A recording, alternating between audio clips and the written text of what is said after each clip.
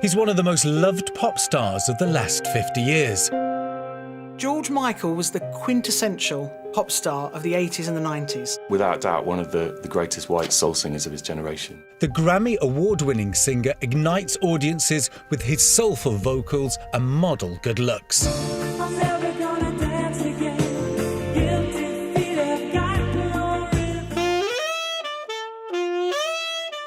What more could you want as a saxophone player? It's the most iconic solo of all time.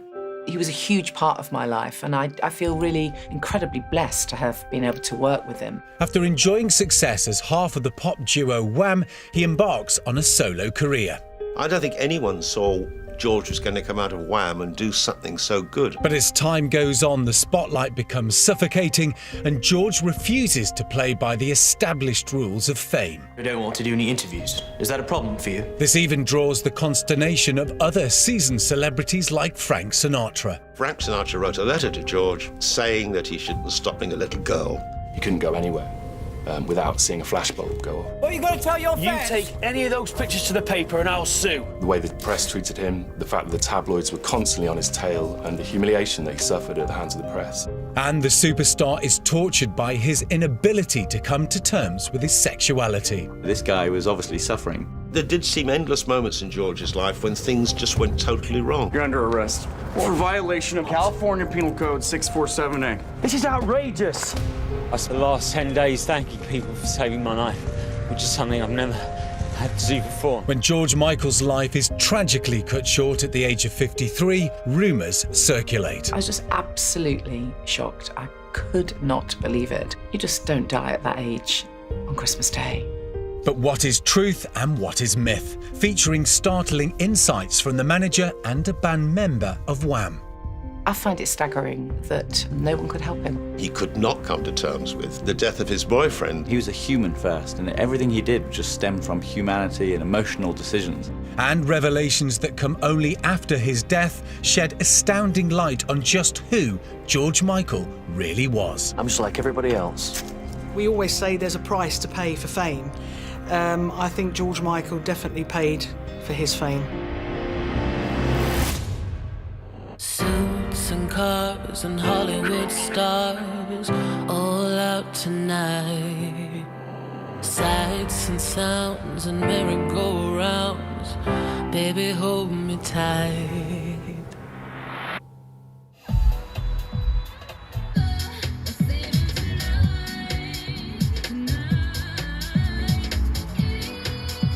On the afternoon of April the 7th, 1998, pop icon George Michael is parked near Will Rogers Memorial Park in Los Angeles in search of casual, anonymous sex. The public restrooms just across the street from the famous Beverly Hills Hotel are well known to the singer as a popular male cruising ground.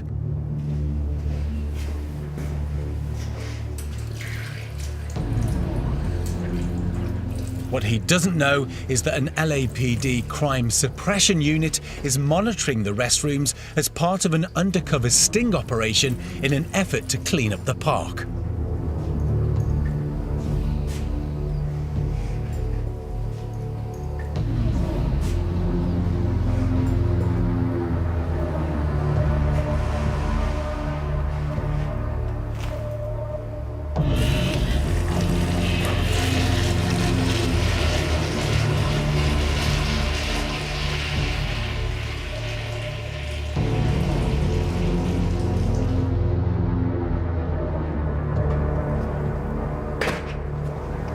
Sir, can you come here? What's going on? You're under arrest for violation of California Penal Code 647A. This is outrageous.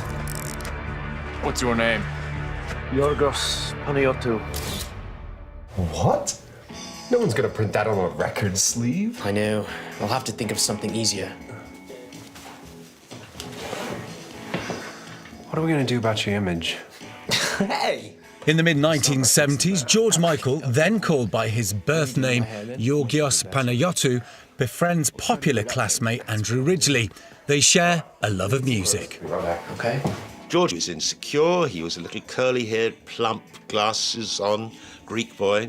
And Just by sheer good fortune, the teacher seated him next to the lad about the classroom, Andrew. Pink, yeah. Collar up, collar down. Andrew was the stylish one. He was super stylish and fashionable and, you know, incredibly good looking and a total wow with the girls. Now that, mate. Yeah. And he spent the next year making himself look like a second Andrew, and that's what you see when you get to Wham. A lot of people see Wham as this sort of fairy tale overnight success, but the reality was very different. George and Andrew used to write songs together in living rooms. They bussed on the London Tube singing Beatles songs. And it wasn't quite a free and easy ride to fame as everyone may think. George's first venture into music was with a band called The Executive. The Executive was a ska band of which George and Andrew were a mere part. The two formed their own band, Wham, performing for whoever will listen. But as George becomes more determined to be a pop star, he discovers his father is not a fan.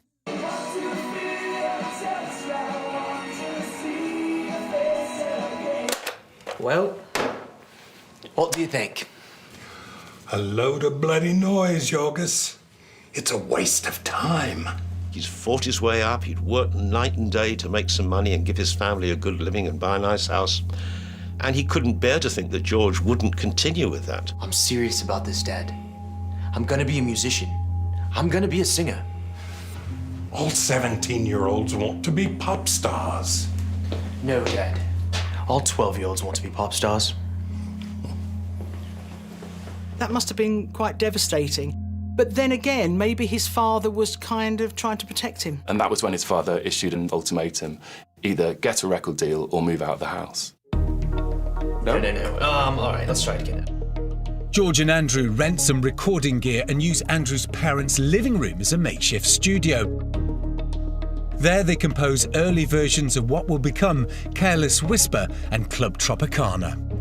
But don't worry, you can. What is this lyric? Relax, maybe? No, you're right. It's too hard to rhyme with. It's that chemistry that you two have when you're in that room, when you're writing or when you're performing, and those two had it. All right, but don't worry, you can. Suntan.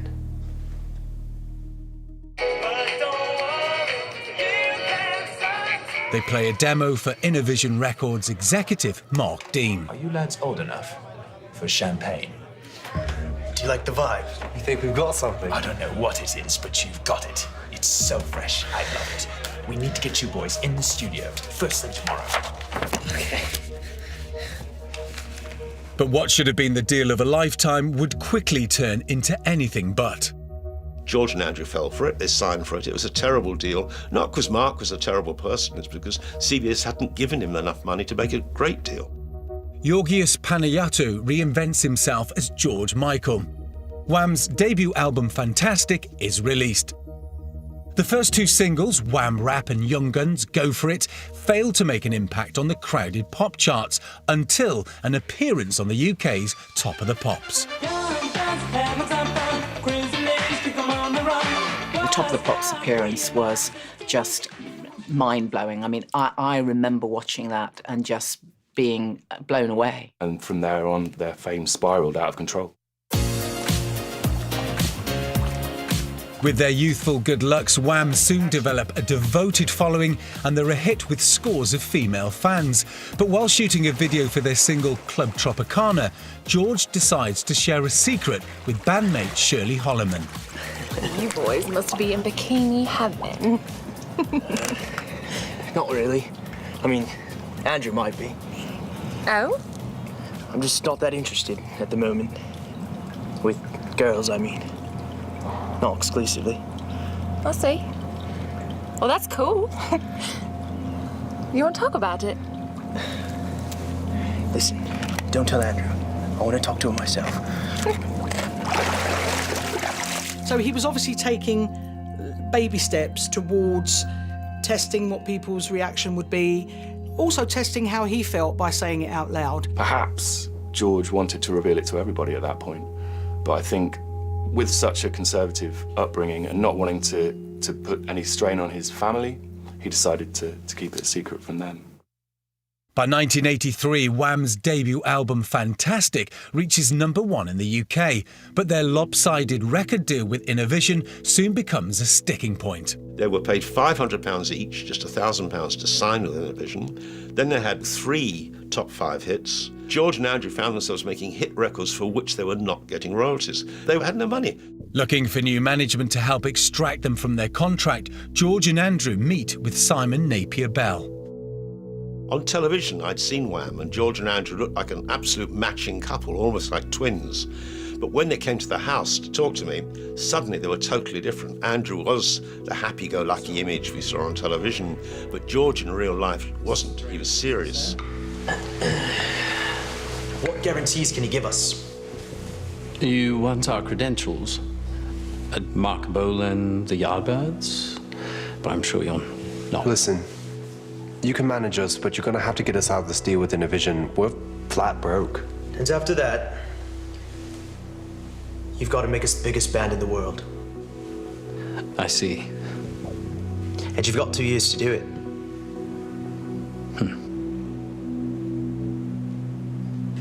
Getting quite good at this. Wake me up before you go. Wham's single Wake Me Up Before You Go Go skyrockets to #1. The band becomes an international phenomenon almost overnight.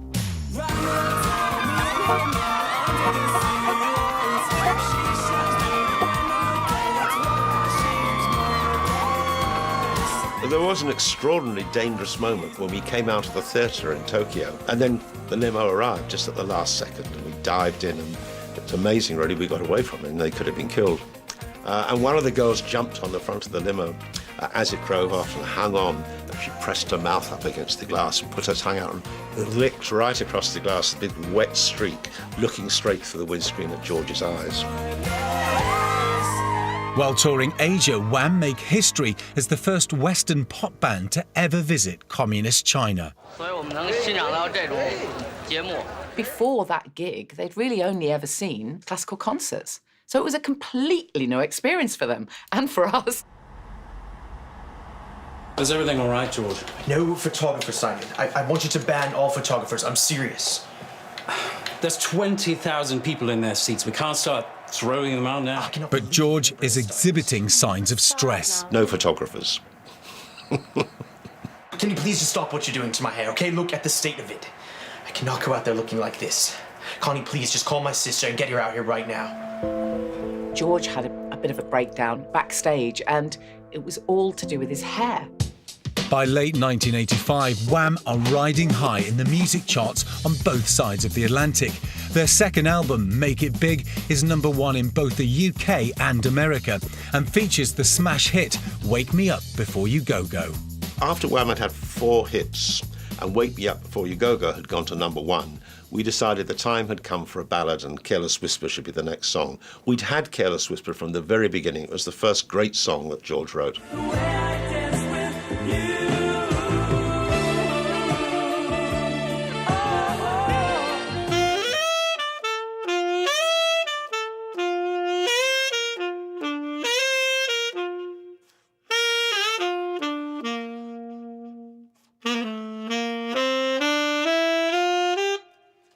What more could you want as a saxophone player? It's the most iconic.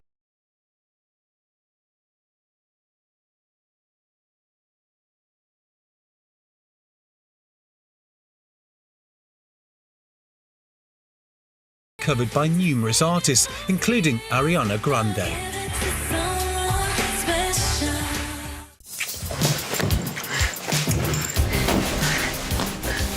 I know that he had dalliances with females during that period, and it must have been difficult with him. He was struggling with his sexuality. I don't think he was entirely sure whether he was gay or not.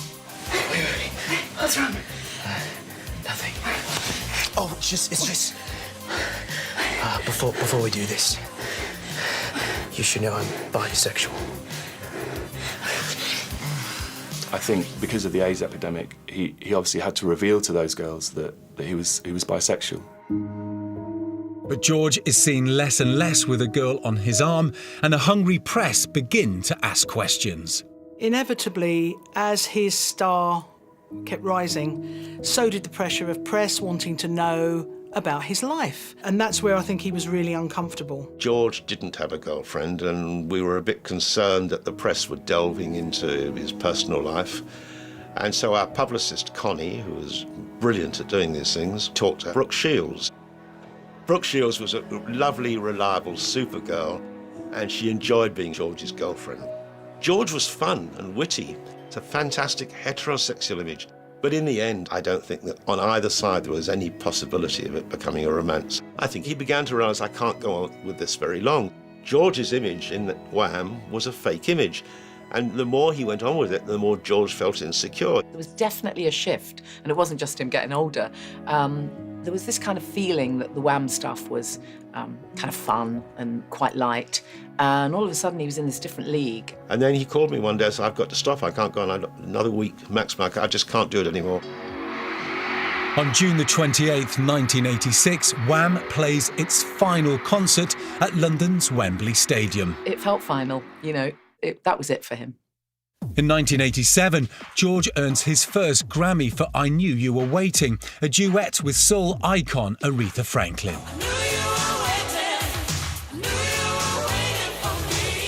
Wow, Aretha Franklin, fantastic. That just seemed to elevate him into superstardom as a really true artist. The same year, he makes an impressive solo debut with the album Faith. The album reaches the top of the charts and spawns 4 number-1 hit singles in America. But one song on the album raises more than a few eyebrows and blows his squeaky clean pop image out of the water.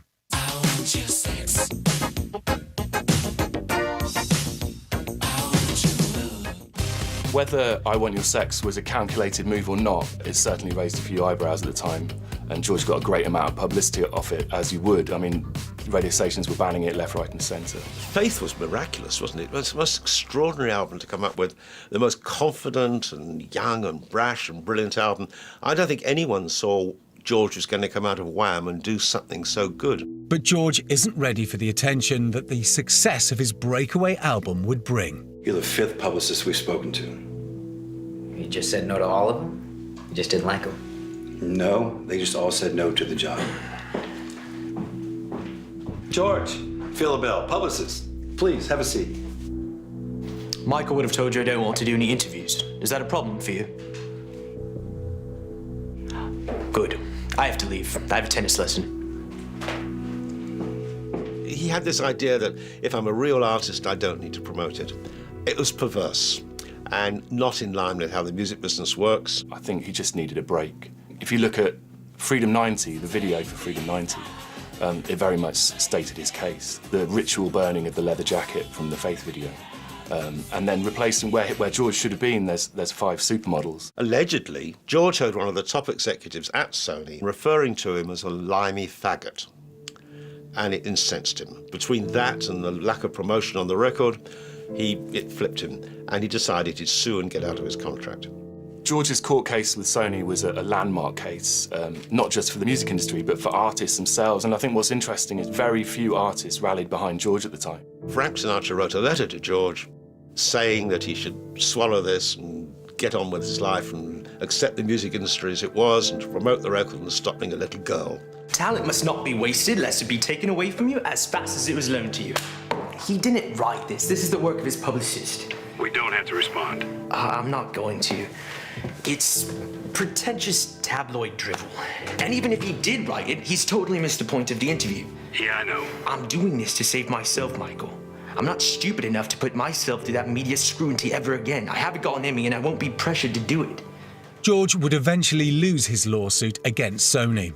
It's inevitable, whatever the result of the case, he was going to go back and perform and tour, because that's what his life was. That's what he had to do to fulfill himself. So he went back on tour, and good thing he did, because he ended up in Brazil. When he played Rock in Rio in Brazil, at the side of the stage, the right-hand side of the stage, he saw a man that caught his eye. The man in question is Anselmo Filipa, a Brazilian dress designer.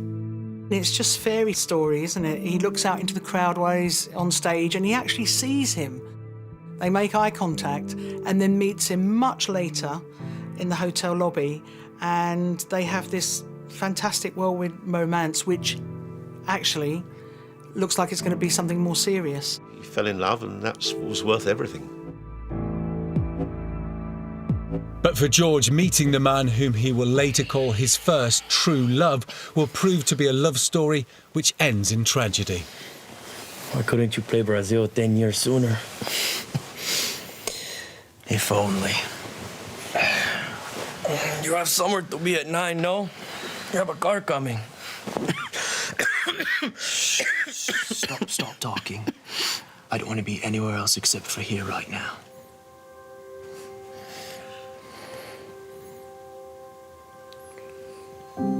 It's nothing.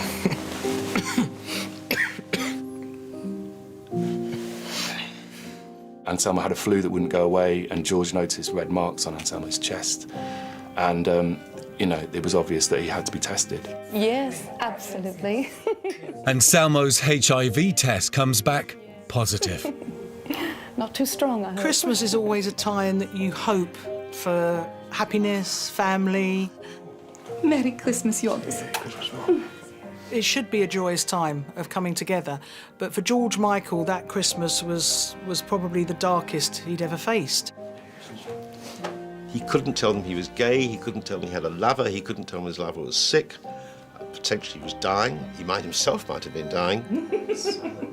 Oh, yes. Silent night, holy night.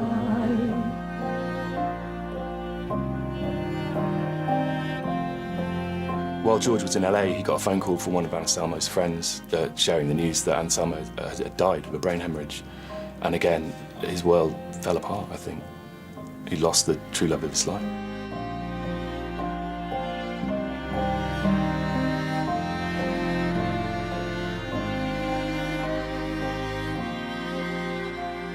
I mean, it couldn't get much worse, really.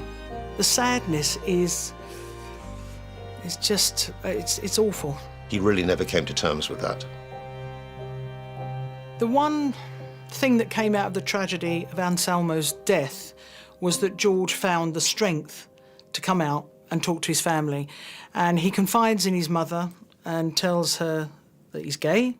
Sitting here today, this letter is so much easier to write than I ever imagined possible.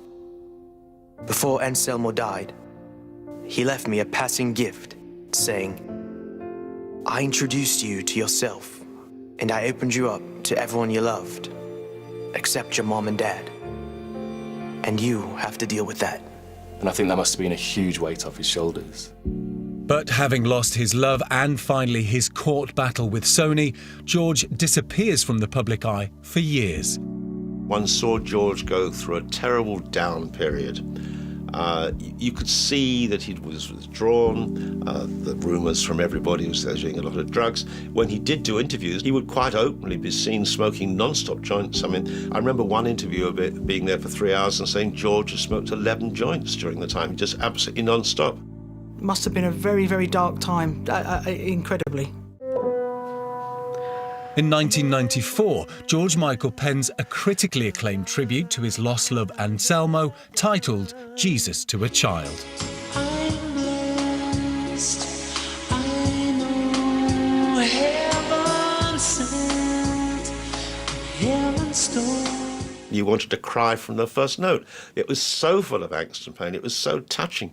You knew, whatever it was about, you knew this person was singing something which was the worst thing that ever happened in his life. That was the only way that he could express how he was feeling, because, you know, at the time, he hadn't commented on any other parts of his private life.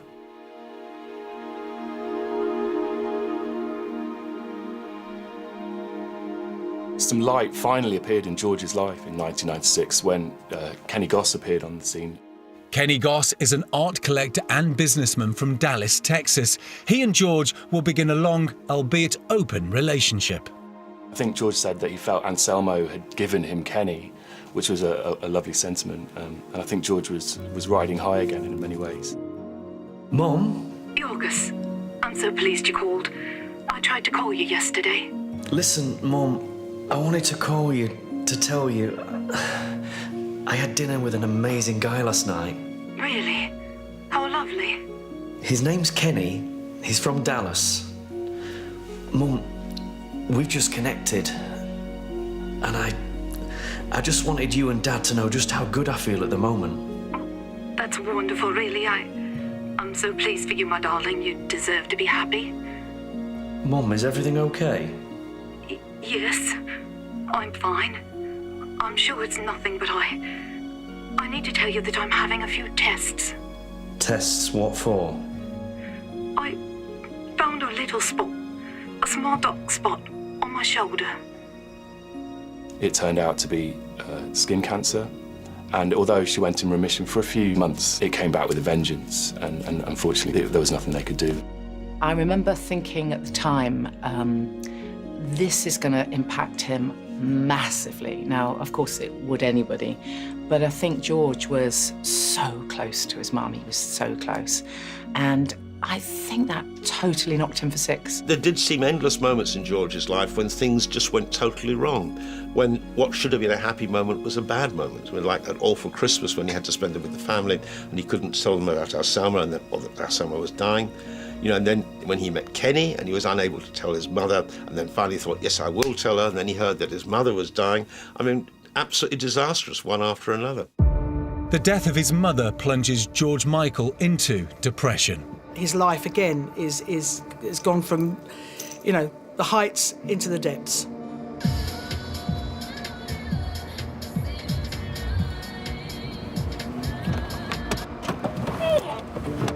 A year later, he finds himself parked near a public restroom across the street from the Beverly Hills Hotel.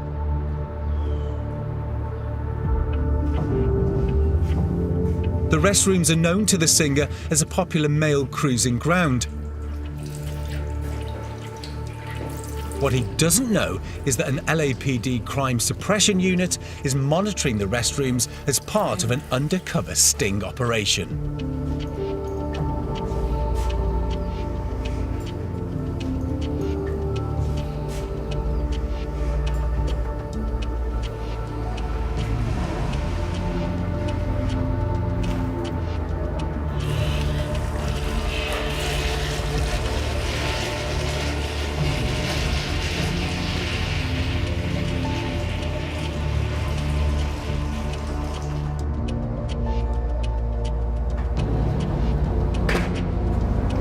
Sir, can you come here? What's going on? You're under arrest for violation of California Penal Code 647A. This is outrageous. What's your name? Yorgos Panayiotou. Come on. I'm sorry. That was totally not fair. That was entrapment. The press had a field day. It was an open goal for them, and I think that they humiliated him as much as they could. It seemed to me it was self-provoked. I mean, I'm absolutely certain he had to do something. He had to come out. He didn't know how to say it. He was an honest person. He was a true person, and he would rather have lived his life people knowing who he was. George Michael is sentenced to 80 hours of community service. You did the crime, now you're doing the time. Must be a bit humiliating. Listen, you do something stupid, you pay the price, right? I'm just like everybody else.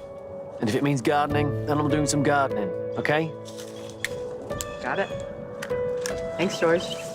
Well, I think for George it must have been incredibly difficult, but the way he dealt with it was far, far better than anyone could ever have imagined. He thought, do you know what? I'm going to get there before any of you do. And he releases the fantastic single Outside, where he kind of, especially in the video, he tongue-in-cheek about the whole incident. He parodies the arrest dressed as a police officer. Let's go outside in the sunshine. And I thought it was genius, because again, what can people say after that? He said it. Suddenly everybody knows, so now let's talk about it. And he did, most eloquently and brilliantly. George Michael officially comes out as gay and candidly discusses his arrest in several interviews, including one with Oprah Winfrey. I suppose part of me, part of my subconscious must have been saying, well, this is kind of what I was looking for and now I have to deal with it. In 1999 and 2000, he releases a pair of duets with singers Mary J. Blige and Whitney Houston.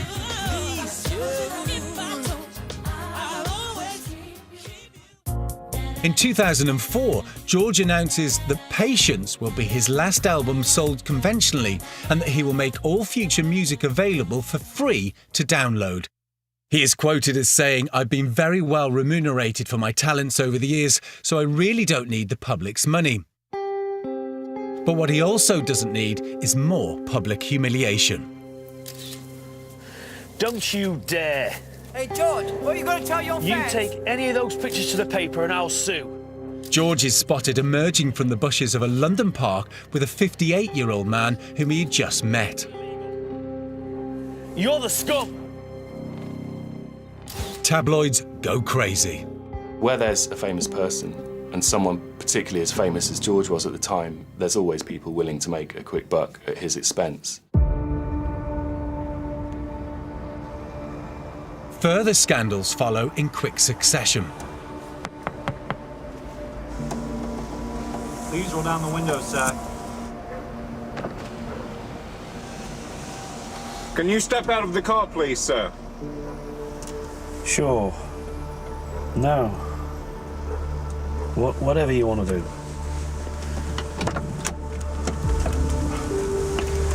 I'm going to ask you to comply with a quick breath test while my colleague searches the car. Though a self-professed pothead, George claims that his being asleep at the wheel is due to sleeping pills, not cannabis.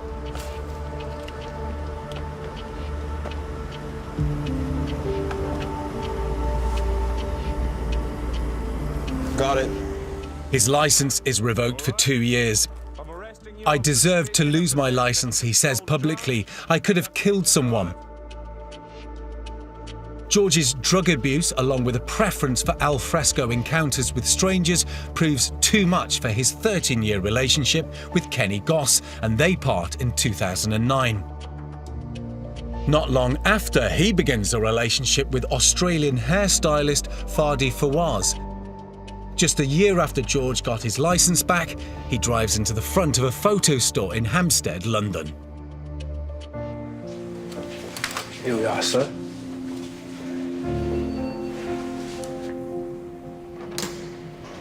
Welcome to Club Tropicana, mate. After repeated arrests for vehicular and drug possession offences, George Michael is sentenced to prison in 2010 for a term of 8 weeks.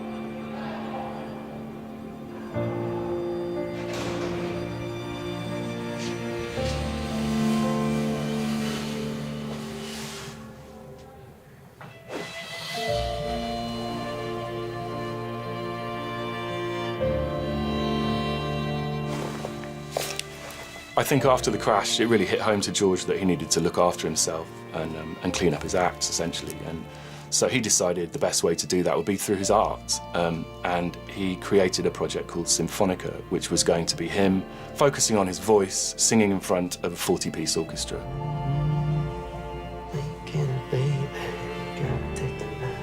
I think prison was a real harsh wake-up call. And I think that was good for him. Maybe that sometimes we need that. We need a wake-up call.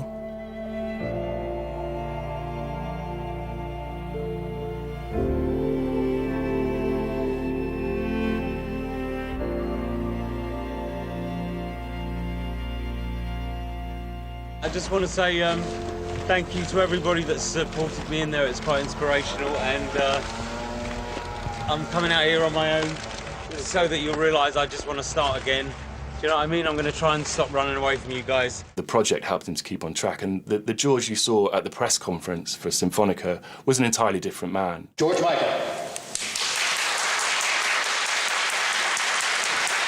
He looked fit, he looked healthy, and he looked ready to take on music again.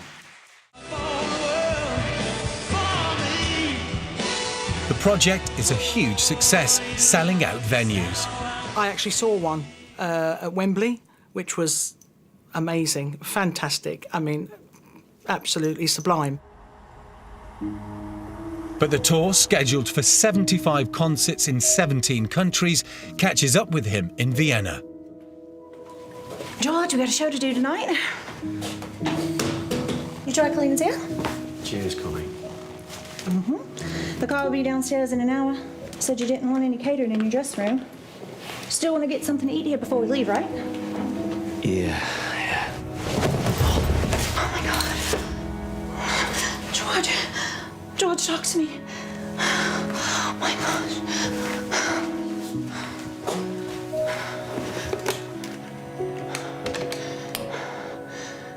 Hello?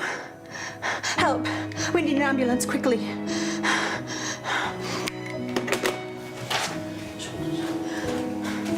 George Michael is admitted to a Vienna hospital with pneumonia. George, you're gonna be okay.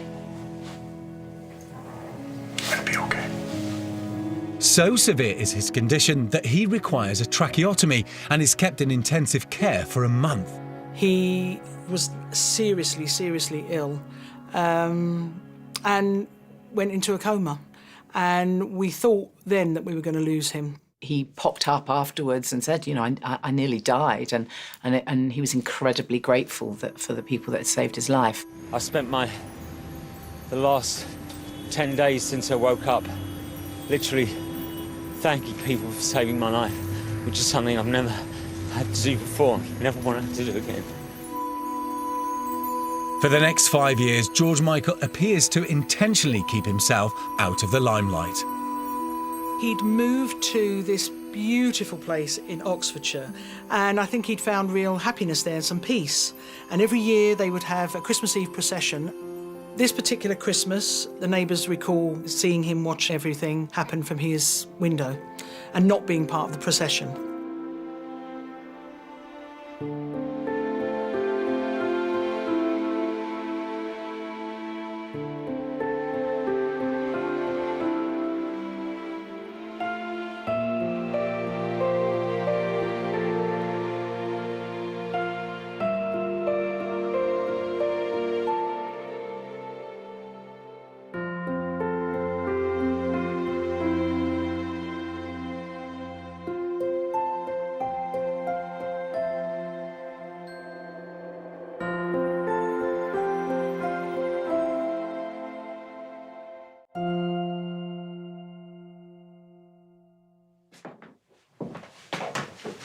George. On Christmas morning 2016, Fadi Fawaz lets himself into the house. Happy Christmas. George, stop fooling around. Wake up. George, wake up. Wake up. No. George, wake up. No.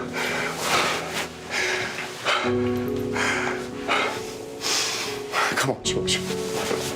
George, wake up. Please.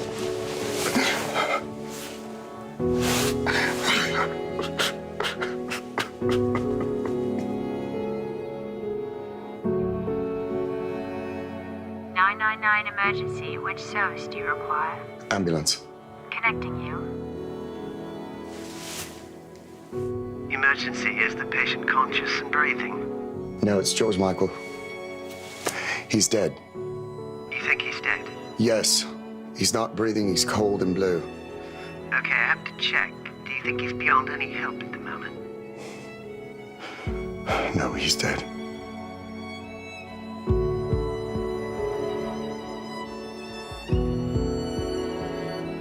On Christmas Day 2016, I was in Borneo, sitting next to the Sarawak River, having dinner in the evening with my boyfriend, celebrating being 28 years together, which is quite a nice thing to celebrate.